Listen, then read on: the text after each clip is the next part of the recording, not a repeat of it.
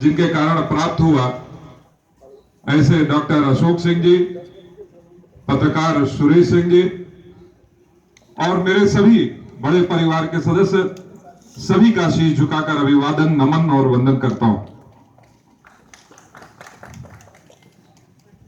निश्चित रूप से एक गौरवमयी इतिहास रहा है क्षत्रिय समाज का। कालिदास की किताब रघुवंश में राजा दिलीप ने कहा कि क्षत्रिय वो है जो क्षय न होने दे, जो किसी का नाश न होने दे, किसी की हानि न होने दे। और हानि वह किसी प्रकार की भी हो सकती है। हानि वह धन की भी हो सकती है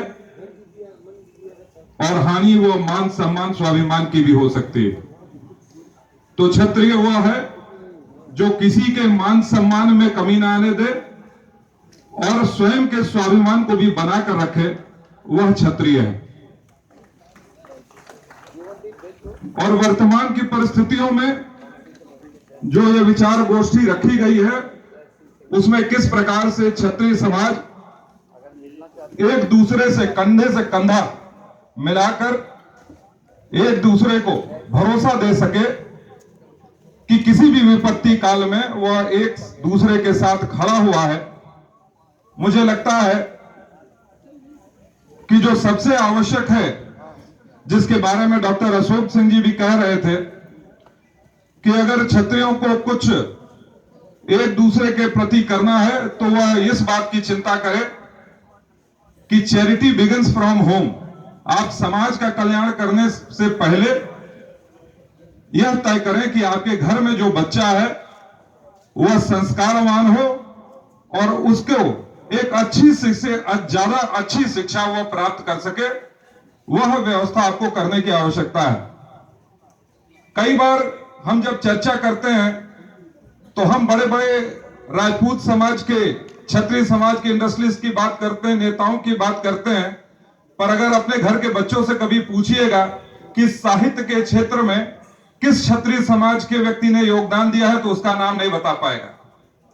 अगर उससे पूछिएगा कि आजादी की लड़ाई में कितने स्वतंत्रता सेनानी के नाम तुम क्षत्रिय समाज के जानते हो तो उसके नाम नहीं बता पाएगा। निश्चित रूप से जिस व्यक्ति को नींव मजबूत नहीं करेगा तो उस पर कोई बुलंद इमारत खड़ी हो ही नहीं सकती। और शिक्षा वह है, कहा गया, साहित्य संगीत कला विहीना, साक्षात पशु पुच्छ विशाल विहीना। तो निश्चित रूप से जो हमें पढ़ाया जाता था, जो हम लोग छोटे थे, कि प्रातः काल उठो, उठने के बाद अपने माता पिता का चरण वंदन करो, फिर दांत घिस घिस कर अच्छे से चमकाओ, फिर बढ़िया से तैयार होकर शिक्षण संस्थान में जाओ। बस उसी किताबी ज्ञान को पुनः याद करने की आवश्यकता है। कोई नया मेथड, कोई नई फिलॉसफी की हमको इजाद करने की आवश्यकता ही नहीं है। हमें एक गौरवमय इतिहास रहा है, पर उस गौरवमय इतिहास से प्रेरणा लेकर हम किस प्रकार से अपने भविष्य का निर्माण करें, इस पर चिंतन करने की आवश्यकता है। और आधुनिकता में आवश्यक है, जो हमें प्रेरित करता है, वो शिक्षा ही है। मैं बार बार जब क्षत्रिय समाज के कार्यक्रमों में आता हूं तो मैं कहता हूं कि कास्ट, क्रीड, जेंडर के आधार पर हमने किसी को नहीं देखा।